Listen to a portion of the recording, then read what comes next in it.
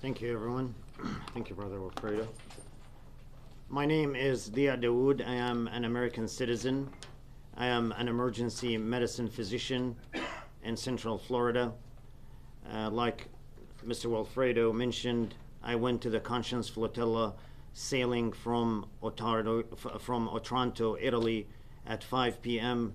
on September 30th, 2025, with a group of healthcare workers, activists, journalists, member of parliaments, member of the Turkish parliaments, and our purpose was simple, is to help humanitarian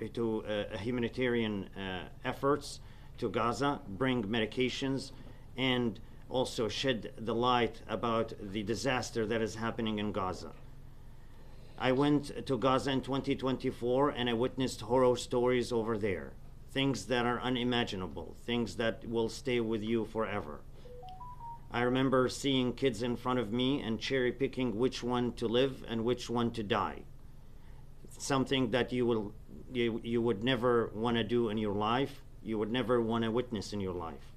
I remember a child who was a 10-year-old was on a table, and then when I tried to resuscitate him because he was gasping for air and gargling, the medics around me told me, please do not do that. We do not have any beds or ventilators to rescue him.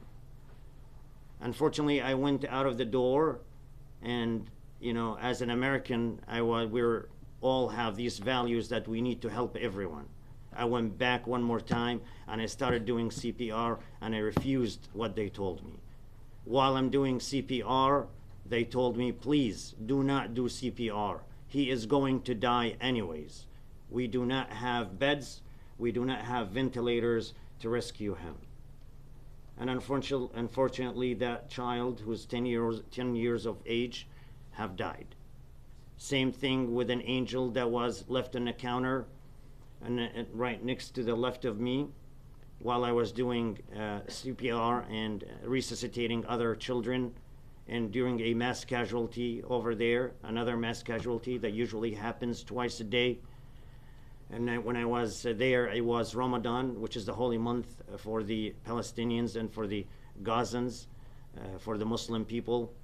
And I looked to the left and I saw this little baby, just under 6 months of age, was left in a counter, and he was also gasping for air. I remember his face until today, and I will never forget his face, like an angel, blonde hair, in diapers, left alone in a counter. And when I asked everybody, did anybody rescue that child? Did anybody attended that child? And nobody, because it was chaotic, nobody replied to me. And I started screaming at everyone, did anybody see that child? And then one of my colleagues told me, yes, it's not a survivable injury.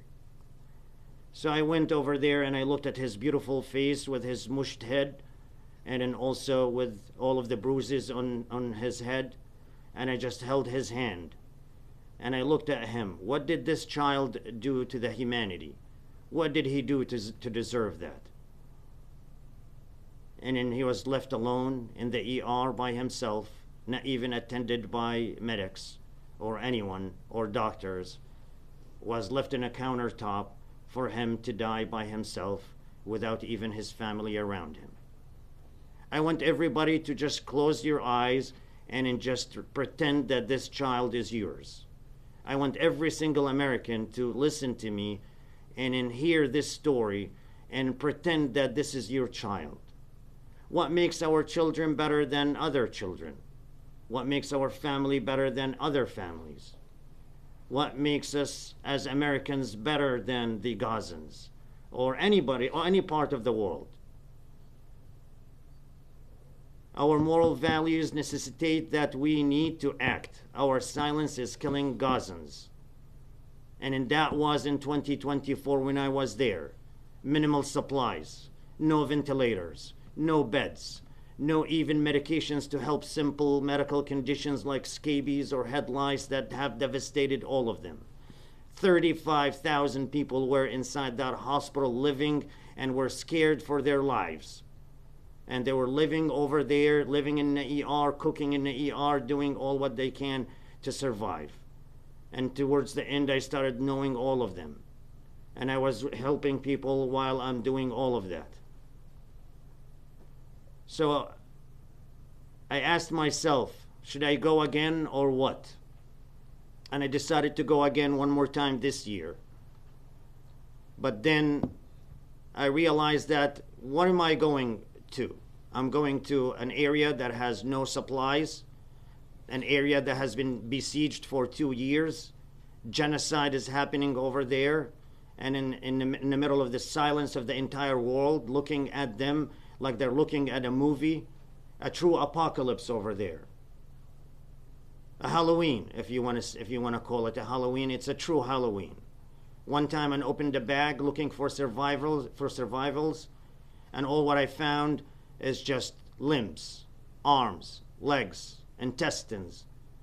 I found a head of somebody his head is squished into a square. This is the kind of things that you see in Gaza. So I said, I have to go back. But instead of going in a medical mission, which I had a chance to go to in the middle of October, I decided to solve the problem, the root of the problem. The root of the problem is that a siege in Gaza is happening. And that is the root of the problem. If you go to Gaza and then you sit there without doing anything, and then you go and then you help 100 people, 1,000 people, 1,000 more is gonna come with the same exact injuries, bullets in the heads, little kids, babies, everything. People screaming left and right without medications. And that's what's happening in Gaza, and that's what's happening every single day. Without our job, us Americans, without us interfering with this process and in going and in helping the Gazan people are at an imminent threat of complete eradication from the face of earth. We need to move.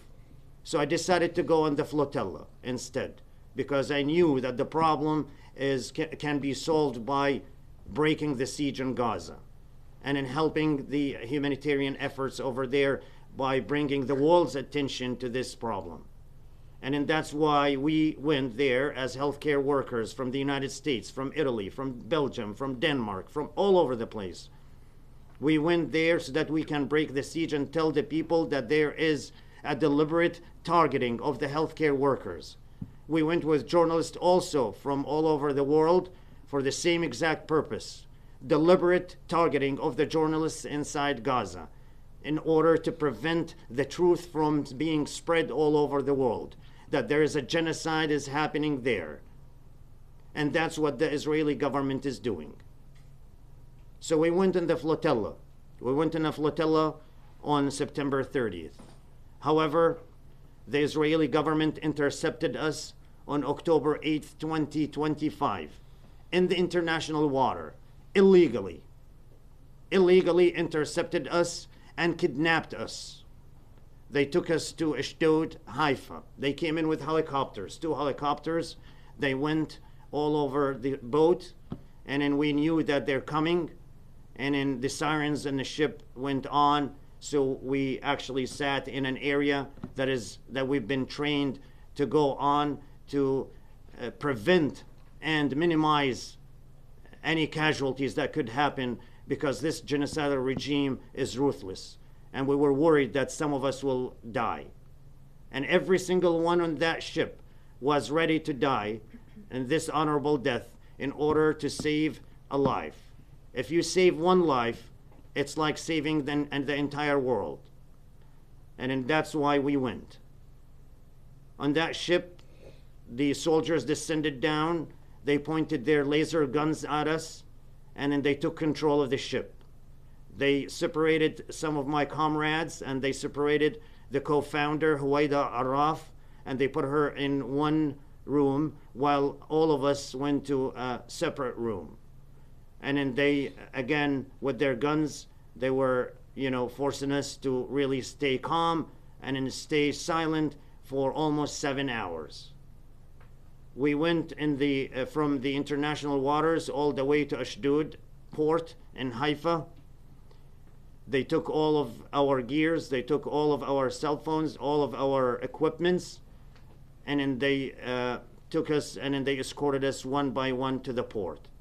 They took us in an area that is filthy and then with a huge smell of urine all over the place, specially prepared for us so that they can humiliate us. Same thing I heard from the previous flotilla, which is a Samud flotilla. Same exact thing happened to them. They had us sit on our knees and toes for almost 2 hours with our heads down to humiliate us again. And then a verbal abuse started. And then the whole entire soldiers, they'll come at you and they will humiliate you. Why are you here? Why are you doing this? And all of that. And we're telling them, we're doctors. We're no threat to you. I have my white jacket that they forced me to take off because they worried from the public, from what would happen to them if the cameras were seeing me wearing a white jacket. So they had me take my white jacket off. And when I tried to put my white jacket on my knees, because my knees were numb and my legs were numb and my toes were numb and my entire body was numb, they will take the jacket away.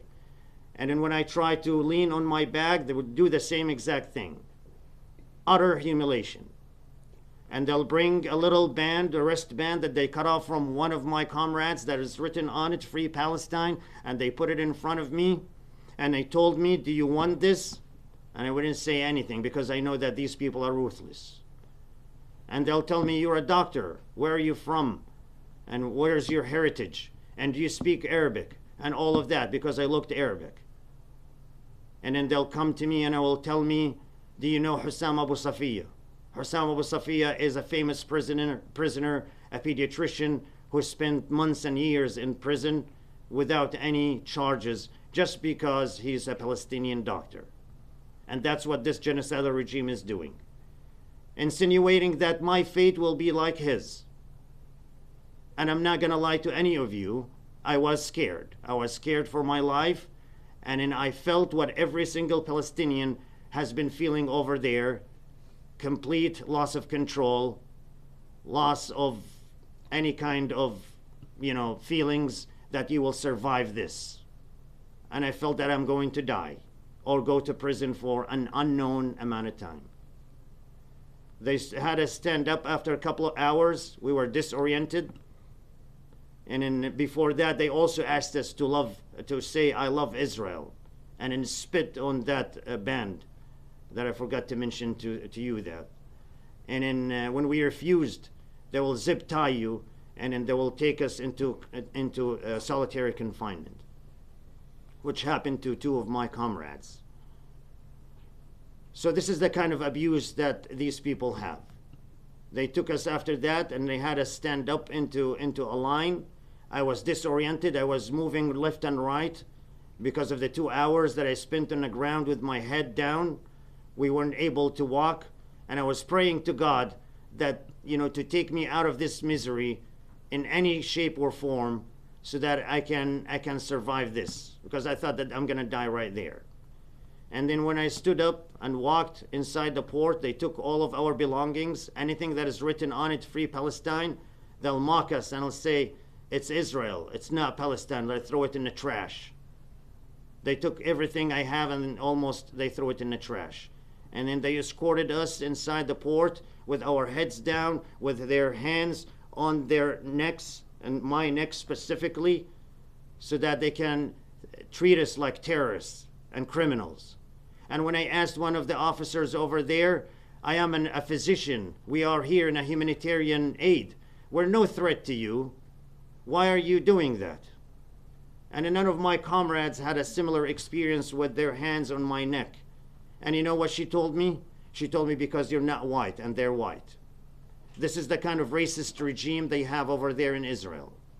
And then they walked me all the way in the port where I met with an officer who read a statement and asked me, why am I here? And I said that our intention is not to come here. You abducted us from the international water. You are the criminals. And then they took us all the way, and he asked for a jacket, by the way, that they didn't give, which was in my bag, and they refused to give it to me, and I knew later on why. The mockery continued, and then they asked me about one of my comrades that was in a previous flotilla, Greta Thunberg, and in how she looked like a man and why Trump hates her, and they love Trump because of that, because he hates her. But it's an honor for her that people like her hates her. And then we walked over to the bus. They zip-tied us in a very bad way to the point that I couldn't feel my hands. They blindfolded us, and then they have us go into a bus that is sub-zero temperature with air conditioning blowing cold air on us. We were shivering. We were shivering in a crazy way. I was stuck to one of my comrades next to him and told him, please, just bring your body next to me because I can't hold this anymore. And I eventually passed out from the extreme temperature. They took us to a 2-hour trip to a maximum security prison, which is called Kitziot, in a Nakab hospital, a Nakab desert. It's a very famous prison. For people who doesn't know that, it's a very famous prison for human rights violations, torture, killing, rape, all kinds of allegations on that prison, designed for people in Gaza. And I was there. The minute I walked out of that prison, I was also disoriented, unable to walk. They took our the band that was put on our eyes down, and our comrades were shocked from how we looked and from inability to walk. They had us stay in a cage with the other flotilla members, men separate from women, and then the verbal abuse started again. Dozens of soldiers were around us, and then they were mocking us, cussing us in all languages, trying to see who's Arabic speaking so that they can torture them to the maximum level, and hitting us. And then we walked into another line where they strip searched us, and they took all of our belongings, and then they gave us their suit, which is a badge of honor for me. And then they took us to our cells. In our cells, different kind of torture happened, mental torture. They'll start waking us up several times a night, several times for head count and sometimes for no reason. And on a loudspeaker, you'll hear certain weird sounds like gunfire. Again, mental torture. And I remember one of my comrades who's a doctor, he had severe abdominal pain from the cold temperature that they had, and he started vomiting profusely. And the same thing happened to me, and I started shivering for a very long time, approximately an hour, until the shivering subsided. Next day, we went into an area where they interrogated every single one of us, and then the person who interrogated me asked me, why am I here? And I told him, we had no intention to come here, and you abducted us. And he started telling us about what happened, or telling me about what happened on October 7th. And then he knows that, that there's no aid on the ship. And I told him that's not true, because I personally brought 2 large suitcases on the ship, in addition to more from Italy. We had approximately 2,000 pounds of aid on that ship, which is again symbolic for the people of Gaza.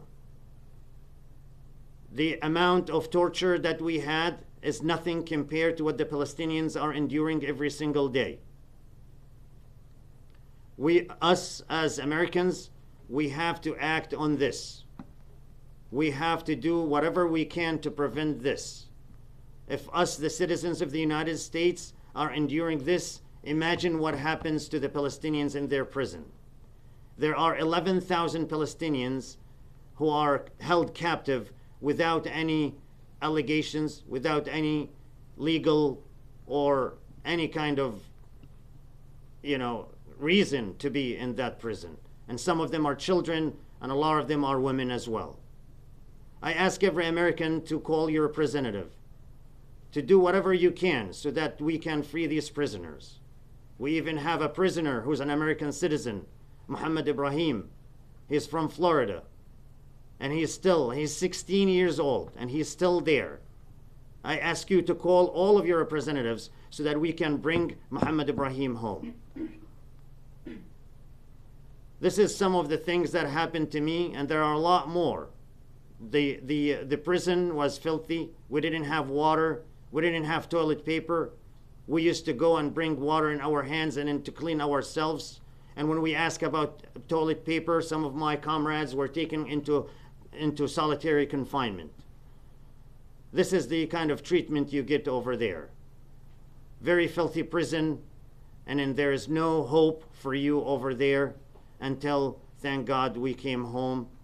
And then when we came home, we also faced torture in our bus. I was beaten on the bus, and I thought that I will never see the flight, but thank God I went off the bus and I went over there to the minute I saw the airplane, I saw the glimpse of light. We were fed on the airplane, and we were crying because we had hope, but the Palestinians over there have none. Thank you very much.